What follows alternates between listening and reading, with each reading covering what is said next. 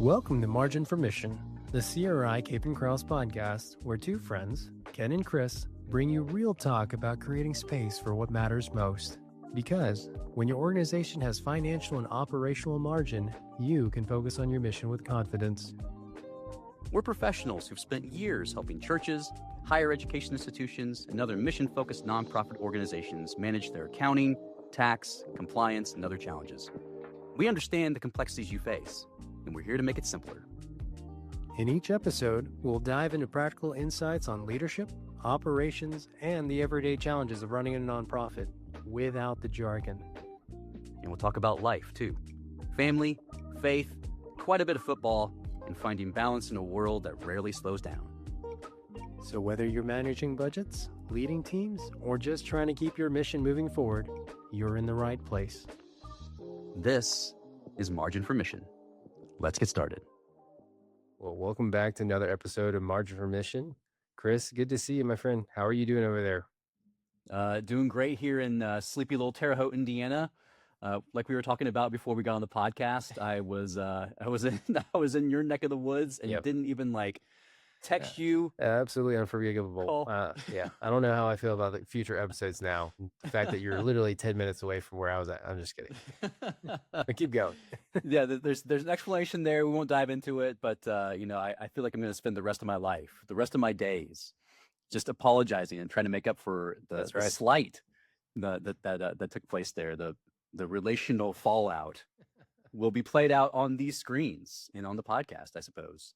Well, I'm sure if you were going to visit us, you'd just see what we call our beautiful chaos, because we're just running around like madmen, I guess is how you describe it, right? That term, chickens with their heads cut off, just running around. Yeah.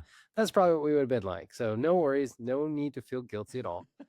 No need to also feel guilty if you're going to ask me how I'm doing, because I'm afraid of saying I'm busy, because I think that's going to be part of the tone of our conversation that we're going to have today, right? It's another relaxed podcast. But that's where I think even just considering that, I think there's a lot of times we probably highlighted a couple times in other episodes we've had about how it's so easy for us in our society and our groups that if ever you were to ask someone how they're doing, more often than not, the first thing they're going to say is, I'm busy. It's been busy. That's right. It's been a lot going on. Right. And I know even with our last, when we're talking about some of the books that we're highlighting, this was a book that for us, I think really stood out to us. And it's something that I think we were hoping to really talk about it. But Chris, I want to make sure you have the credit to talk about it too a little bit. So share about the book that we're thinking about talking about today. That's right. Well, it's by a guy who's been kind of on the ascendancy in book writing circles, the John Mark Comer, and it's The Ruthless Elimination of Hurry. So I'm holding up my copy. Ken will hold up his electronic device. Yes. That's where he's got his stuff stored. And I'll tell you, man, so this is not my first Comer experience. Okay. I've read other Comer books, or rather one other Comer book, one that's called Practicing the Way, and listened to some of his teachings. He's been on several podcasts, and this is one that's been sitting on my shelf, much like 80% of my books that sit on my shelves and are just begging to be taken down. And when you said that this was one of the books you're looking forward to in 2026, it seemed like an opportune time to take it off the shelf and drink deep. So during my time on a Florida beach this past week, was able to read this book and looking forward to the discussion. Mine is just filled with underlined sentences, and it is a quote mine. This book is, the amount of different sources he references here and interacts with is kind of mind-boggling when you think about it. I mean, he's all over the place. But yeah, looking forward to the discussion, man. And I think you're right. If there's an entry point to discussing this book, it's that our culture has a serious infatuation with being busy. It is like a badge of honor. Well, I think if you start thinking about one of the first quotes that stood out to me when it came to the book, and maybe I hope is our shameless plug is maybe John Mark Comer will be listening to this one day, and we can interview him, right? Yeah. But I think one of the first things that I think that stood out, of course, I think within the first chapter is talking about hurry is the great enemy of spiritual life, right? Hurry destroys spiritual depth. I think a lot of times, whether it's you're being a church leader, a nonprofit leader, even for us on the for-profit side, hurry destroys our spiritual depth. There's a lot of things that for us, and you start thinking about how John Mark Comer is talking about Dallas Willard's teaching and about the ruthlessly eliminating hurry from your life. That I think is going to be real difficult for a lot of us to do, especially Yeah. because you start thinking about our day to days. We usually want to have something that's pretty set up. Myself being an accountant, I like having a schedule of knowing what I'm going to do and having those open spots. I know eventually that's going to get filled up by something. And Yeah. ultimately, that's where part of it I start feeling to an extent. It's like, to an extent, I've seen hurry show up a lot in my life. It starts to creep up, right? And it tends to come at us at a point that we don't realize it until ultimately you're looking back and wondering why is it that you're always feeling this anxiety, the anxiousness, that impatience. And I think a lot of it ends up being from this fact that hurry easily creeps up. I don't know if you had something similar too in your experience, Chris. Absolutely, absolutely. I think it's one of the few nearly universal experiences for people that just live in the West. And maybe it'd be helpful for the listeners slash people who are watching to sort of level Yeah. set and talk about that quote, the ruthless elimination of hurry, where it comes from. You mentioned Willard. Willard is a great spiritual literary mentor of mine. May he rest in peace. Just a really clear thinker, a Yeah. philosopher by training, but had a deep sensibility regarding the spiritual life and the way of Jesus. And Comer talks about how he's having a conversation with John Ortberg, who is a pastor out in the West Coast, who knew Willard personally. And he asked Dallas, "Hey, what's kind of some spiritual things regarding the spiritual life that I just need to know?" And there's a long, pregnant pause, which was common for Willard. He was not a quick talker Yeah. like us lawyers and accountants, type A people.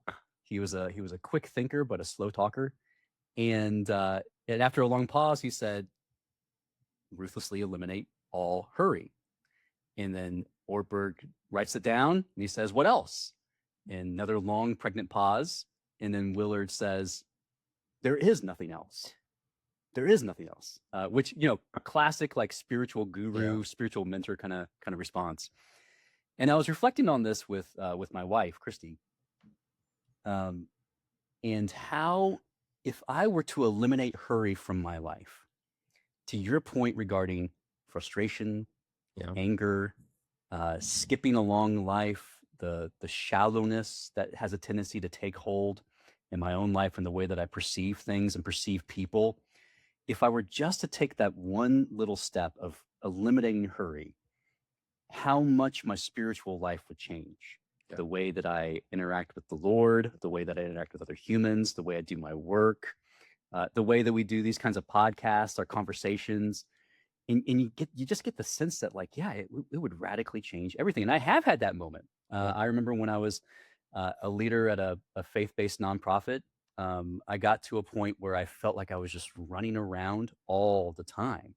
Even when I was sitting still, I was still running around, Yeah. right?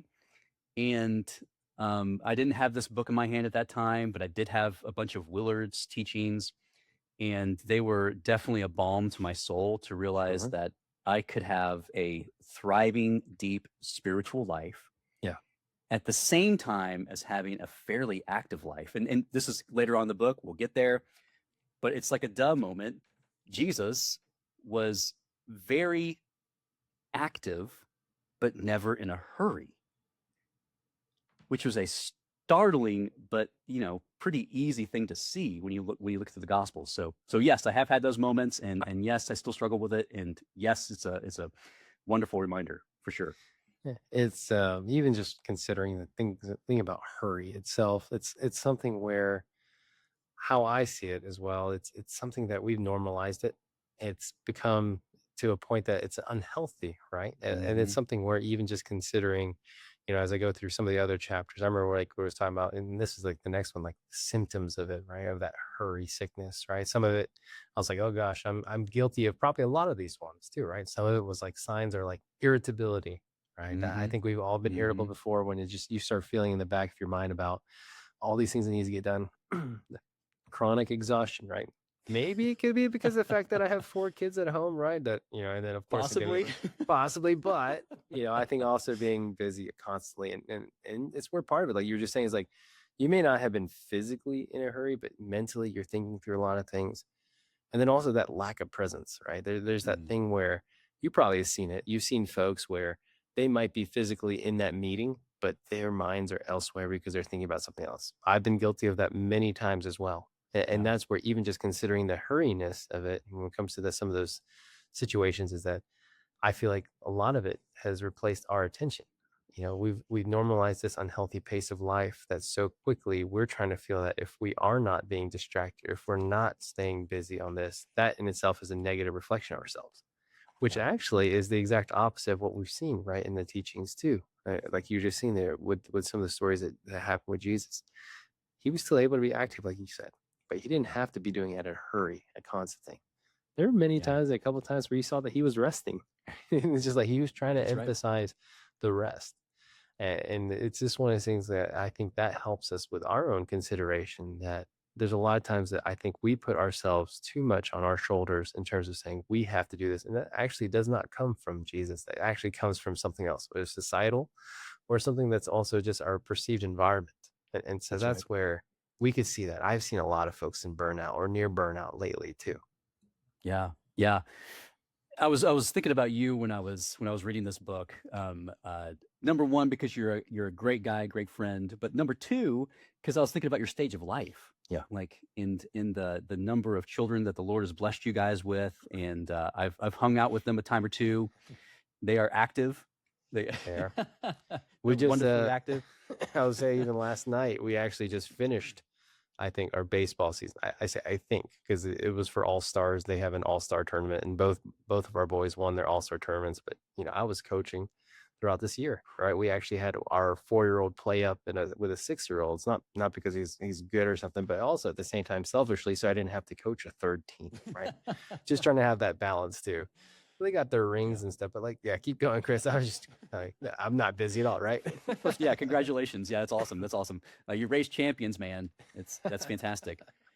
But I was thinking about you with regard to your level of involvement with your kids, Yeah. because what will sometimes happen with dads and parents more generally is that they'll have their kids in all kinds of things, and they'll just be the Sherpa, Yeah. making sure that they're getting from point A to point B to point C, which is hard enough as it is. But then you kind of ratchet it up a little bit and say, hey, I also want to be dialed in to the point where I'm going to coach these rascals and coach them to glory. Nonetheless, and I was both in awe of that, but also thinking to myself, I wonder how Ken wrestles with the temptation to hurry and how you navigate that you know, with your spouse, with your Yeah. kids, at work, knowing that things are also a little bit chaotic Sure. at work sometimes. So, uh, how do you deal with that? What are the symptoms that you see most often that you're like, yeah, I think I'm in a hurry mode, because Yeah. people are all over the map. Sometimes they're hypersensitive. Sometimes they're just passive. And Sure. they don't know what to do next. Sometimes they're irritable. So, reflections from Ken on a life that could tend towards hurry. Well, definitely say that I am not a perfect person when it comes to figuring this out, but this is our part of it, Chris. I think you just kind of hit the nail on the head. There's a lot of things that end up on our minds, especially when Brittany and I talk about these, right? And it even talks about some of those root drivers of hurry, right? There's that overload, that too much to Mm, do. You're always feeling like, oh, we got so much to do, right?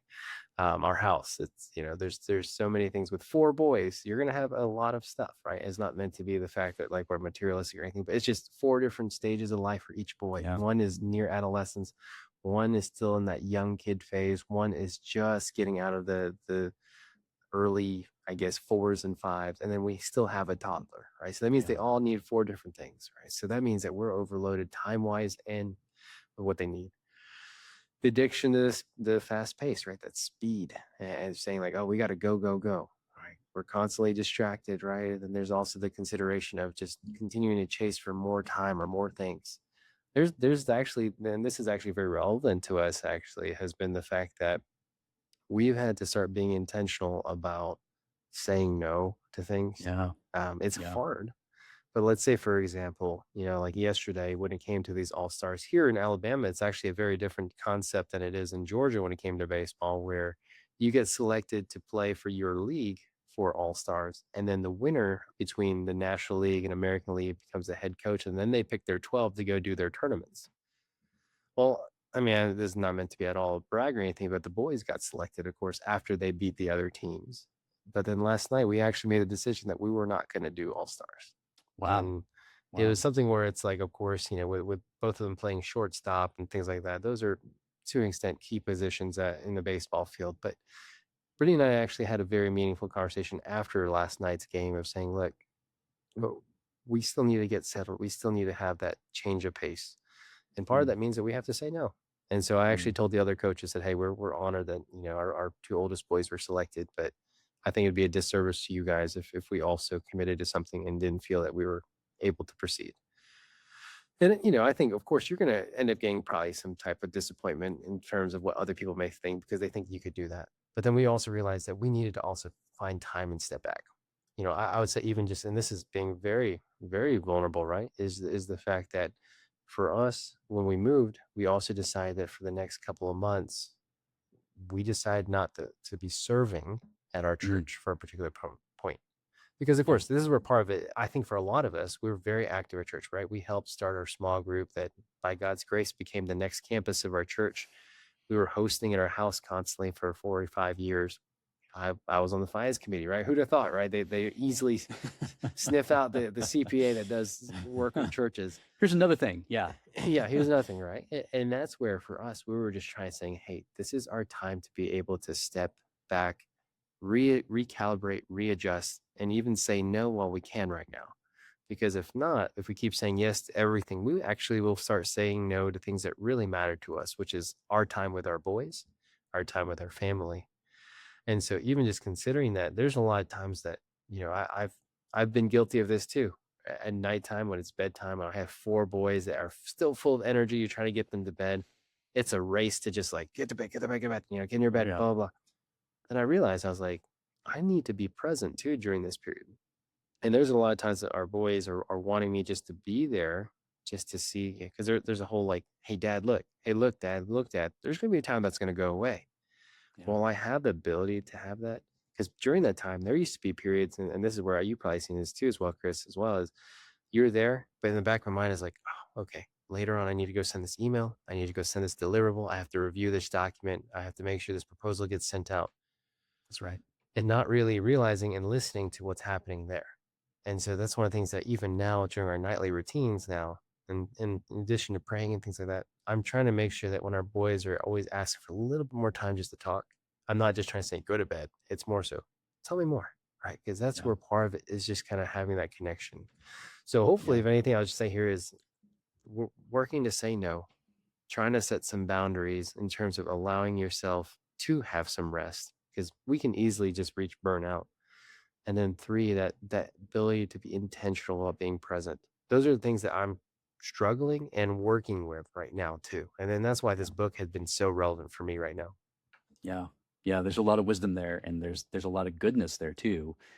I think that the ability to say no, it's tied to so many other things. Yeah. Whether your particular, if I can say this, drug of choice when Yeah. it comes to people is people pleasing and feeling like, man, I can't say no because I'm going to disappoint Yep. whomever it is, whether it's people at the firm, people Yep. that are you're friends with, these other people in the baseball world, and I can certainly feel that, and that is one of my drugs of choice is people pleasing. Yeah. Um, Well, that's natural for us because on the disc yeah, profile, you and I are both eyes, right? And that's that right, in man. itself is something we don't like disappointing people. Yeah, yeah. And I remember one of the leadership books that I loved when I was in seminary. It's called Leadership on the Line. And they have this phrase, which is so pivotal. I've probably said it in those podcasts, but leadership is failing people at a rate they can stand. Failing people at a rate they can stand. Because you're always going to fail people. Yeah. You're always going to disappoint people because they're going to have a vision for what your life should look like with regards to the things you should be doing. But that's not necessarily the right vision. Yep. And you have to live the life that God has put in front of you and say yes to the things that you should and say no to the things that you shouldn't and prioritize and execute. And that may not align with what they want. And I just feel like, man, it's like one disappointment after another, which hurts my heart. I know it hurts yours. Yeah. But it's a big deal from the perspective of eliminating hurry for people like you and me. For other people, there's probably an element of like, I can do anything. Yeah. Right. And they look out at the world and they're like, I got all kinds of time. They're probably people who are smarter than the average bear, and their intellectual powers are strong and they're quick, and they can do that for a while. But you hit a point where you can no longer do it. Yep. And usually you don't hit that point until you get to that burnout stage where you've been just running.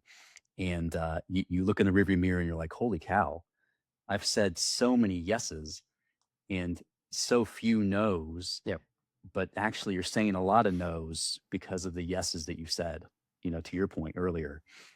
Your yeses are no's.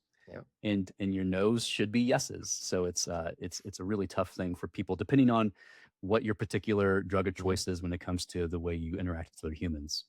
Well, I think even just adding on to that, the saying yeses and nos, one of the things that I think is a practical thing is saying no to even certain things like technology to an extent, because, I know this is it sounds like a stretch, but technology itself, it's a blessing and can also be a curse, right? We have the blessing that you and I can have this type of ability to have a conversation from your lovely town of Terre Haute. And I can have it from my lovely town that you visited and didn't show up for me and say, hey, in Huntsville. But that's where technology can also end up being a distraction, right? Yeah, I think one of the insights, I think John Mark mentioned it as well, was average smartphone users check their phones dozens, if not hundreds of times daily. And I'm guilty of it, right? There's a lot of times that for our work, we are running around, right? I'm having client lunches, I'm having proposals, so I'm meeting folks. And so with it, the most handy tool has been my phone. But then I know that at the same time, I feel that there's periods when I'm in meetings, I just have the urge just to pick this up, right? I just want to pick it up because it's so close. It's almost within reach. It's almost the thing that ends up we take it everywhere, right? And that's where part sleep of with it is. Like it's our precious. It's the ring of power. Yeah. It's my precious. Yeah, the golem. Oh boy. But that's the thing is like, what was an interesting consideration is just talking about that distraction because of how technology gives us access to so many things. Is try this one time. Like if you're traveling or if you're staying at a hotel, if you just go in the elevator and you're the one that doesn't have your phone that you're looking at, you would be the weird one. Because everyone gets in the elevator, they suddenly turn around, they say good morning or good afternoon, they turn around and then pull out their phone and look down. And it's so interesting because even there, you're just starting to realize how quickly for us we get attracted to that type of distraction. Where there's a lot of times that even considering what Jesus has for us, it is meant to actually disconnect. Why do you think, I started thinking about the terms of like sabbaticals, right? Where they essentially, and one of our pastors had a sabbatical where they cut them off from any communication on their emails and things like that, because the whole hope was them to disconnect. Yeah. That for us, I think it'd be helpful for us to even consider something like that too. We see how quickly technology plays it for our boys too. And so, yeah, you were about to say something, Chris. Oh yeah. I again, yes and amen. Yes and amen. There's so many good lines in this book. One of which that I shared with my nephew when we were in Florida and I was reading through the book, and I was like, hey, did you know that on average, your attention span is less than a goldfish's? And he's like, no, I didn't know that. And I was like, yeah, they've shown that humans now have an attention span of about 8 seconds. Goldfish, 9 seconds. What were you saying, Chris? Sorry, that was 8 seconds. I'm just kidding. Okay. No, keep going. I was listening. I was fully attended. Talk too long. Boring. And it reminds you that we now have almost an allergic reaction to boredom. Mm-hmm. So to your point about being in an elevator and pulling out your phone, or they are pulling out their phone and checking email or just checking film, whatever it is, right? Social media. Yeah. It's like we have those liminal spaces, those between spaces, whether it's standing in line, being in an elevator, walking somewhere, and we just have to fill it up with something. Now, why is that? Well, I think it's because, for me at least, I'm constantly moving. And so for me to not be engaged with some content is uncomfortable. Yeah. It's now become uncomfortable. Like the thing that I used to like hate, which is always constantly feeling like I'm running to and from somewhere, is now the thing I can't do without, which is bananas. That's what we call addiction. Yep. And and I'm like, how did this happen? And I remember back in 2011, it was the year that I got my first smartphone. I held out for as long as I could, but work was changing, and so I got a smartphone. And I remember my brother-in-law looking at me and saying, "Hey, we should get together in a year and talk through how your life has changed because of the smartphone." Little did he know, little did I know, little did the world know that here we are in the year of our Lord 2026, and our attention spans are radically lower. And Yeah. now we're coming around full circle to this. Hey, like, hey, you should take a break from your phone. Like, Yeah. seriously, it's bad. And you need to make sure that, like, you understand that if you're in the same room with your phone, you're actually dumber. When he mentioned that in the book, I was both astounded, but also realized, yeah, that's kind of true. That's valid. Yep. It's valid. And when the phone's not within reach, or I don't, like, God forbid, I don't know where my phone is. Like I'm looking around frantically and trying to figure out where the phone is. What am I going to do without my phone? I can't go back, Ken. I can't go Or back to the 2010. or the phantom vibration, right? Sometimes you just Yes. feel like you have that phantom Yes. like alert that's happening in your pocket, and That's nothing is right. there. But The dopamine hit is real. Like, just picking up the phone and seeing a Yep. new notification, it's like just a low level shot in the arm. It helps propel you through the next moment, the next few moments. And even if it's like a negative thing, right? You get a Yeah. call from a client that maybe you haven't gotten their assignment to them yet, or you get a call from a coworker, and it's going to be rough. Like, even that kind of draws you back into that digital world. And so I think that you're right. Having a sabbatical from your phone, having a tech sabbatical, I think we're seeing more and more of that, which is good. Yep. I think that you're going to be seeing more and more of that because we've experimented with this always on lifestyle, and we're discovering, spoiler, it's not great. It's funny because even when I talk to our boys about how we didn't have tablets growing up, right? Yeah. I grew up in the 90s, right? Where we were outside until the street lights were on, right? And then Yeah. that was time to go home. And even then, it's like we had some of those systems. Or I think it was the PlayStation 2, right? We're up to the PlayStation 5 now, so that kind of gets you in perspective. But like during that period, though, we didn't think about boredom like that because we were trying to come up with other ways to entertain ourselves. Now it's like it's changed in a way where it's almost like you're saying, if you are bored, then that's an issue. There's other things to keep Yes. you distracted. And unfortunately, I think distraction itself plays a role for a lot of what we even do from a kingdom work side, because when you're distracted, it really takes away the time from being able to do things that you intentionally want to do from a kingdom building purpose. And that's where even just considering that ability to disconnect and reset, I think that's why it's so important that a lot of times you and I attend a lot of these conferences. We attend a lot of these ones for different denominations as well, and you see how quickly a lot of these ones that again their main focus is definitely admirable. We want to honor it, but you can see how quickly they get distracted into these smaller nuances that it really impacts their ability to work together strategically to change lives. That Yeah. you're just like, well, that is one way, unfortunately, that can easily permeate even in a ministry itself. And that's one of the things I've thought about here has been just the concept of distraction. We may not have the same difficulties, and I think this is where, of course, we see there's a blessing to that as well, that the disciples didn't have at their time. But at the same time, there's also certain things that is also being utilized now that we consider our conveniences that are actually being done to really impact in a negative way the kingdom building life too. Yeah. Yeah. I was thinking about, as you were talking regarding how distractions limit our effectiveness, Yeah. and how distractions limit our ability to really engage in meaningful kingdom work. And why is it that we're so drawn to things that will distract us? And we're looking for distractions because boredom is kind of painful. Yep. And the way that we used to deal with boredom was we'd get creative or gasp, we would reach out in a relational way and go Yep. over to Jimmy or Johnny's house and try to figure out something to do. Now sometimes it got us into trouble because Yep. we were doing some Yeah, things we yeah. shouldn't. Been there, done that. Bastard's kid. Yep, That's right. That's right. The rebellion. But oftentimes it would lead to creative activity and making up new games and all kinds of stuff. That relational endeavor was huge. And if you look at the way that Jesus operated in those Yeah. middle spaces where he's traveling from town to town in Galilee, he was oftentimes waylaid by quote unquote things that were interruptions. Yep. Whether it was the centurion, or it was the woman with the issue of blood, Yeah. or the guy who was demon possessed, or fill in the blank. And Jesus, because he wasn't so distracted, was able to actually minister in those instances because he was focused on the kingdom, and he was able to embrace the interruptions that came in because they weren't interruptions.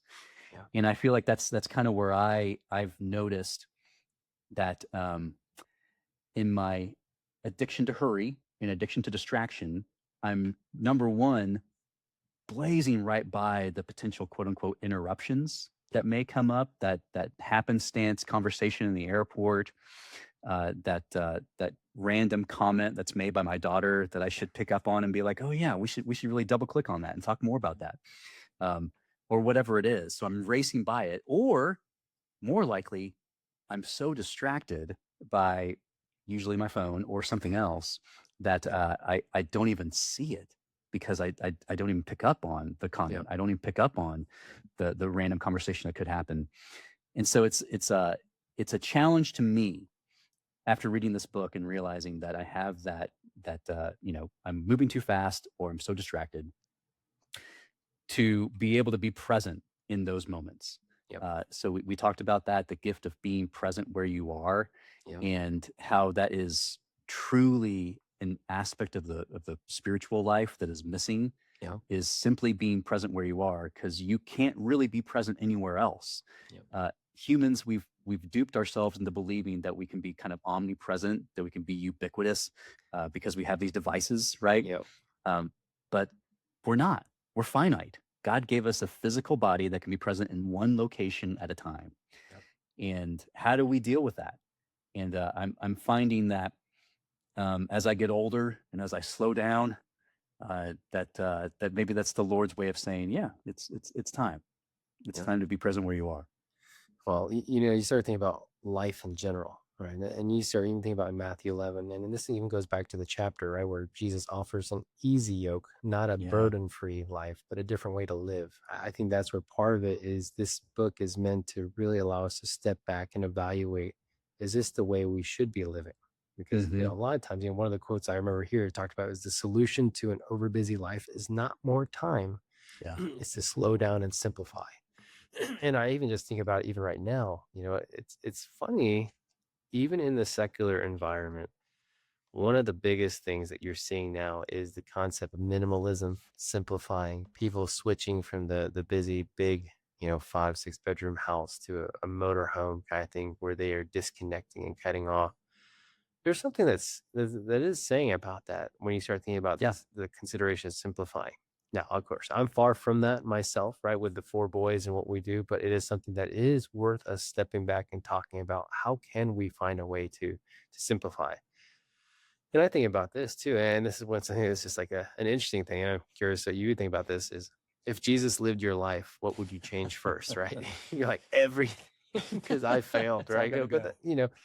that's just where part of it's like, I know we are comfortable. We're in not when I say comfortable, I say we are living in a very convenient life, right? Where getting Mhm. outside of your comfort zone would be unheard of, and you'd be like, oh, I don't want to do that. Yeah. But I think this is telling us to really think about saying, hey, is this comfort zone that you have, is that truly the way you should be living? Or is there a way, especially when it comes to following the way, following Jesus, that when it comes to becoming like him and doing what he did, if there are things you have to change in your life to really get towards that, knowing that it's going to be impossible to be like Jesus, but trying to imitate and follow his way is the path you want to go. So I don't know your thoughts Well, on that, Chris. yeah, to that end, one of the quotes from the book, the part that's called the solution to the Yeah. problem, he says, if you want to experience the life of Jesus, you have to adopt the lifestyle of Jesus. Yep. In order to experience the life of Jesus, you have to adopt the lifestyle of Jesus, which that kind of gets back to your question. If Jesus were living my life, what would he change? How would he live differently? How would he live the same? Yep. And hopefully there's some resonance there too. But yeah, adopting the lifestyle of Jesus, the one who was obviously God incarnate, Yeah. second person of the Trinity, so it's going to look different. But at the same time, if you look at Mark chapter 1, for instance, Yes. you have like this action-packed series of things that happens. Jesus goes from teaching the initial proclamation of the gospel, healing Peter's mother-in-law, healing a bunch of other people, casting out demons, etc. And then at the end, Jesus goes out to isolated places to pray, Yeah. and he gets away from the crowd. And you see this in the book too. Yeah. Comer talks about this. Do I do that? Or do I find ways to just re-up into the world of distraction? Or do I want to go out to the isolated places to pray? Because the reason why Jesus did that is because that's where he communed with the Father. Mhm. And if you look at things that happened after that, those marked really big transitional moments in his ministry. Whether it's, he did that and then the ministry to the Gentiles started, or he did that and then he picked the disciples, or he did that and, he was on his way to Jerusalem. So like in these really key moments in the life of Jesus, he breaks away from the crowd. Yep. He's alone with the Father. What am I doing with that? And the answer is to my shame. And again, Comer does a good job of saying, hey, this is not about shame. It's not about guilt. It's about just an honest assessment. But to my shame, nonetheless, I usually reach for the distraction machine, and just to kind of numb out for a little bit. Oh yeah. And yeah. Well, I mean, I think about in some of the other chapters that it talks about in the book, where it talks about silence and solitude and Sabbath, Mm-hmm. right? Mm-hmm. The whole consideration there is that foundational practice of being alone with God. I think some of the times I enjoy, and my wife and I have, this is kind of contentious, right? In terms of what is her favorite spot for relaxing. Hers is the beach, right? I find the beach a Ah, little more chaotic, but I love her to death. So we go to the beach. I actually enjoy going to the mountains where it's quiet. amen. And, one of the things I had enjoyed was when I did part of the Georgia Trail of the Appalachian Trail. Again, you don't see many hikers sometimes. And during that period, whether it's in the morning, an early morning situation when you're up before any of the other hikers that you're with, you just kind of sit there and you just kind of take it all in, the quiet, the nature. And to an extent, that in itself has been rejuvenating during that period, because that's where you're not feeling the hurry. You're not feeling Mm-hmm. the tension of that, because there's a lot of times I feel guilty about saying this, of saying that we all tend to have this consideration that if we're not doing something, we're going to fall behind. But then you start wondering, what are you falling behind from? And that's one of the things you start thinking of, that there's something that we're holding ourselves against, to saying like we have to keep doing this or else we're going to fall behind. But I don't know at the end of the day what I'm falling behind from. Yeah. And it was during that time of silence I actually had this ability to just kind of think about, like, what am I really pushing so hard? Sure, I still work hard, I stay busy, of course, but at the same time, that silence allows you just to have that time just to spend one-on-one time with God, right? There's that Yeah. quote that was in that book that talks about, in silence and solitude we find our true selves. And it's like, Mm. you know, I try to think about this, and I'm curious, Chris, when was the last time you were truly alone without distraction? I think that's gonna be a trick question for us with kids right now, right? And our obligations. But it's taking me a minute to think about, when was I truly alone without distraction? And I think a lot of us have that same problem of thinking about that if we were asked that question too. It's first off, that is a convicting question. When was the last time I was in true silence and Yeah. solitude? But number two, I think that our culture slash the two dudes on this call, the reason why we may want to avoid silence and solitude is yes, because we have a lot on our plates, but also because we're afraid what we might find there. I think Comer is actually right that you don't find your true self unless you're in silence and solitude. And some of us want to avoid that at all costs, because the things you'd have to wrestle with, the things that you'd have to deal with in the silence.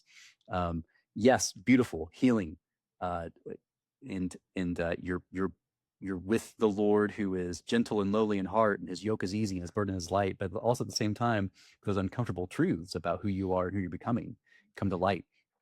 And I think as I was reflecting on the four practices that he has here: silence and solitude, Sabbath, slowing, and then simplicity. Listening up. The one that kept on popping up over and over and over again was Sabbath, Yep. and how I have had experiments with Sabbath over my life, but never really a sustained rhythm of Sabbath. Yeah. Like I can remember when I was a kid, I was raised in a small evangelical, a Baptist church. And there was a season of life where I remember my parents taking Sabbath really seriously, and I hated it because the house was so quiet, and I'm like, man, there's nothing going on. What is this? But then I realized, like, oh, but my dad's a little less irritable, or my stepmom is a little bit less like all over the place, a little less harried. But like, I was a 10-year-old. Like I'm not picking up on the marrying of those practices and the virtue that was developing. I was just bored, and I just wanted someone to hang out with. So it's interesting now on this side of 40, as I'm reflecting on uh, what am I showing my kids through my ability to rest and get renewed and take Sabbath. What am I setting them up for? Yeah. And I think that Sabbath is one of those practices that he does a really good job of walking through that practice in the book. And so how can I more proactively do that? So I'd be curious to find out, like, what particular practice were you drawn to, and why? I guess if I think about this, because he's talked about in there, like he does like a weekly 24-hour period of rest and worship. And I'm like, that is near impossible. I mean, if I'm being very practical myself, that's near impossible for us to do. And we're like, well, is it really impossible?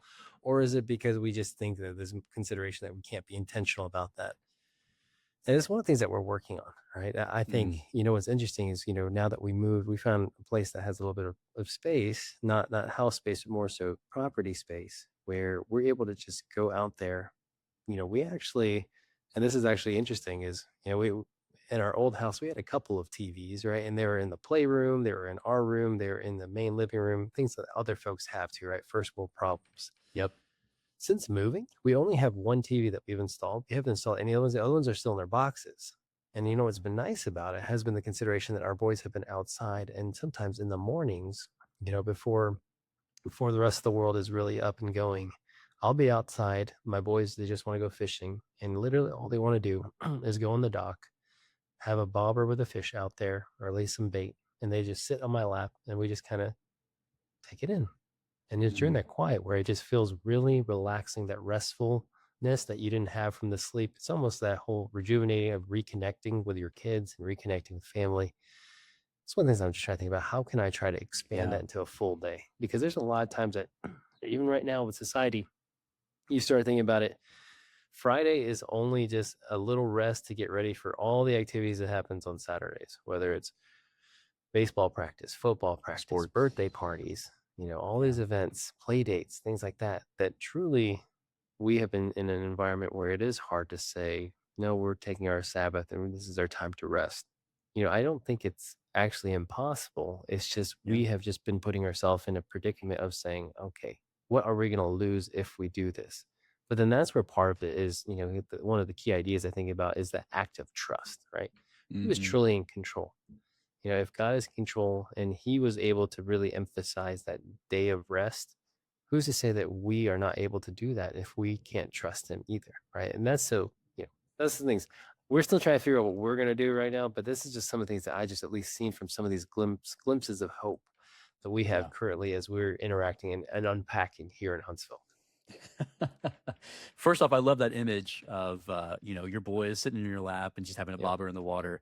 And it makes me think about how I imagine myself being present with the Father who is always present. Like we as Christians know that the Lord is present everywhere. He's omnipresent. And also understanding that as Christians, we have been given such a great gift in that we are in Christ, and therefore the Father looks at us and he looks on us with love. What more could I want to do with a 24-hour day than simply be present to the reality of God in Christ being for me and worshiping him and saying no to some stuff like the Sabbath? It has that part of it, but saying yes to so much more, and almost seeing it as like an experiment. That's the way I'm thinking about it right now. Let's say I did 6 months of regular quote unquote Sabbath keeping, just to use the old timey phrase. What would my life look like if I did that? And would I regret it? Am I going to look back with regret on 6 months of regular Sabbath? My suspicion is probably not. Probably not. No. And so that's one of the things I've been thinking about over the course of the last few days since I finished the book is, Lord, how do I do this in a way that doesn't view it as legalistic, Yep. doesn't view it as, well, now I must be like some kind of spiritual uh, Navy SEAL because I because I'm keeping the Sabbath. Yeah. Not seen it as a matter of pride, not seen it as a matter of condemnation if I miss it, but rather seen it as a moment of real renewal, real rest, Yeah. real soul rest, and real celebration Yeah. in the creation and who God is and what He's done. Well, you think about this too. It's like, you become what you practice, right? The Yeah. habits, not intentions, form your identity. And so in this case, it's trying to rewire what you've been so used to, right? And you start thinking about that. You start thinking about attention is the currency of love. Where your attention goes Mm, shapes your spiritual life. And that's where part of it is a lot of times our attention, frankly, a lot of times my guilty thing is my attention comes to the technology that's in front of me. So easy to get distracted, so easily to get, affirmation from some of those things, but is that truly where you should be doing, right? That's where you start thinking about our modern culture, right? Technology and busyness really subtly disciples us away from God, that we oh have to yeah. be so intentional. And this is, an encouragement for a lot of our pastors and leaders that are listening on here. It's going to be a big work that's not overnight. It's going to take time, right? It's going to be something like that. A lot of times you just think about, oh, well, I just wish I had more time. I wish I just had more time. I don't think time is the problem. I think the issue is how we live within that time, because it's so much about just the consideration of what we're actually prioritizing during that period. Again, So my true. life. Yeah, I say your life is the byproduct of your lifestyle, right? That's one of the quotes I saw there. It's like, okay, yeah, everything I do is ends up being a byproduct of what I have chosen to be my priorities in my life. I know one of the biggest things this summer is to try and figure out how to be more intentional as a family together. I think to an extent, a lot of the things that shows up on our social media posts is about the family time being intentional, because our boys aren't going to be little forever. Yeah. And what can we do during that period as opposed to just living day by day in terms of the busyness and stepping back more to intentionality? And I think that's why this book really helped reinforce some of the things we're trying to make some steps on. That's really good. That's really good. Yeah, as I think about the leaders that might be listening in on the podcast or watching, first off, understand that we get that there are so many diverse and unrealistic demands on a leader's time. The job of leadership, it seems nearly impossible because it expects you to be so many things, especially honestly in our faith-based Yeah. organizations, where they expect you to be part monk, part spiritual guru, part CEO, part disciplinary, fill in the blank. Yeah.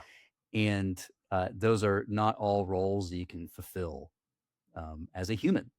And so, yes, feeling people are right they can stand, but also uh, just take the time, ease up, Yeah. engage in practices that are going to fill your soul and are going to draw you closer into this kind of kingdom life Yes. that Jesus talks about. And that does change a person. You're right. And Comer's right. The practices that you inhabit and the lifestyle that you live into will shape you as a human. And do you want to be shaped into a distraction junkie? I think we're all kind of there. It's almost like we're Yeah. by default we're there. Or do you want to be shaped into a person who is more fully present, more fully able to relate to other people and to, have that wisdom and insight to say, okay, I got to stop. I got to stop and say no. For me, as I think about my own leadership journey and the leadership journey of many people that are listening to this, that is the easy way. That is the light burden. It Yep. feels like a lot because you feel like there's so much pressure to say yes to everything, but really it's not. It's the easy way. It's the light burden.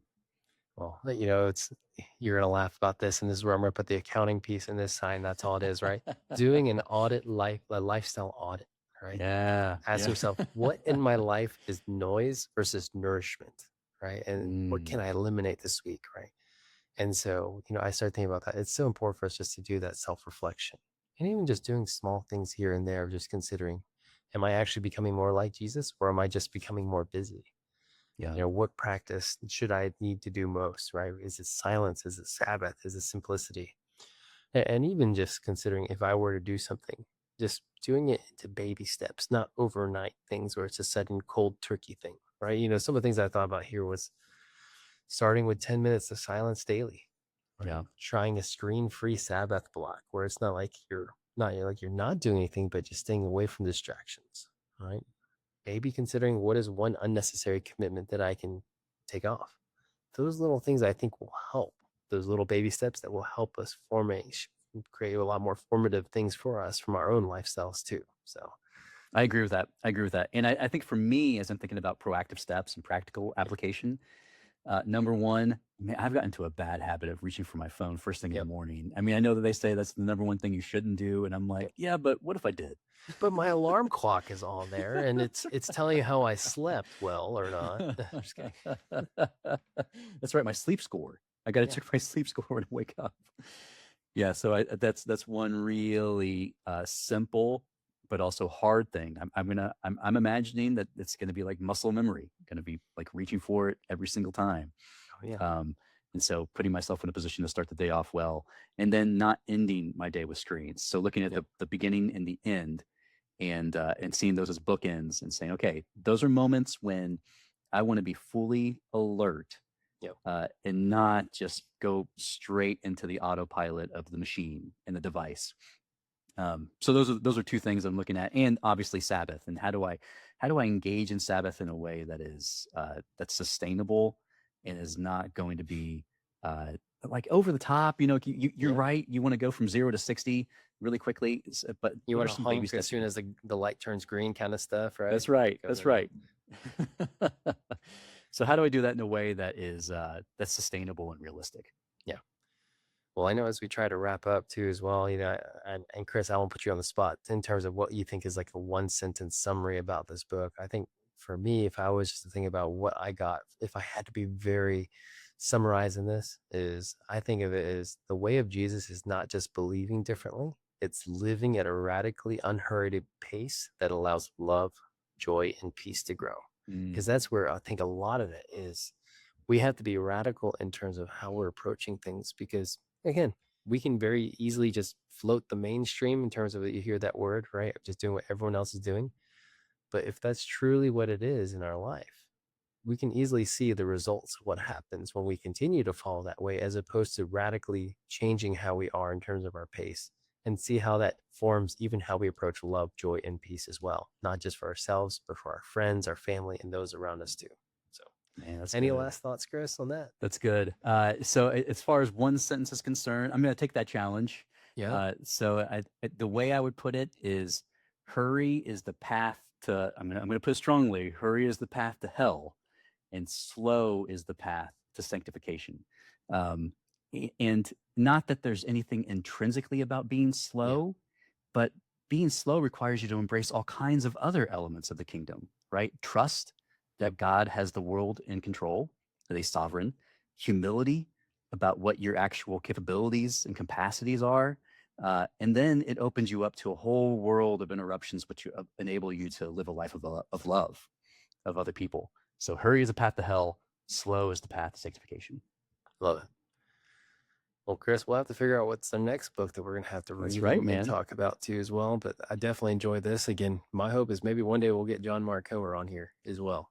If he's And, listening, we'd love it. yeah, we'd love it. We'd love just even have 15, 20 minutes of his time. But I enjoyed this. And my hope is, again, we'll get another book that we'll get to talk about. Of course, we'll have some more folks that we have lined up that we'll be interviewing over the next couple of episodes. So it's going to be great. Appreciate you all being on here, and I look forward to the next episode with you, Chris. Likewise, Ken. Take care, man. This is not a CPA firm. Assurance, attest, and audit services provided by Cape & Krause, LLC.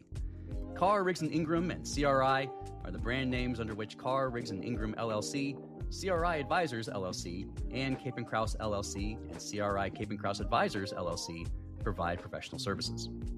CRI CPA, Cape & Krause CPA, CRI Advisors, Cape & Krause Advisors, Carr, Riggs & Ingram Capital, LLC, and their respective subsidiaries operate as an alternative practice structure in accordance with the AICPA Code of Professional Conduct and applicable law, regulations, and professional standards. CRI CPA and Cape & Krause CPA are licensed independent certified public accounting firms that separately provide attest services, as well as additional ancillary services to their clients. CRI CPA and Cape & Krause CPA are independently owned CPA firms that provide attestation services separate from one another. CRI Advisors and Cape and Krause Advisors provide tax and business consulting services to its clients. CRI Advisors and its subsidiaries, including Cape and Krause Advisors, are not licensed CPA firms and will not provide any attest services. The entities falling under the Carr, Riggs & Ingram, or CRI brand are independently owned and are not responsible or liable for the services and or products provided, or engaged to be provided by any other entity under the Carr, Riggs & Ingram, or CRI brand. Our use of the term CRI, we, our, us, and terms of similar import denote the alternative practice structure conducted by CRI CPA, Cape and Krause CPA, Cape and Krause Advisors, and CRI Advisors as appropriate.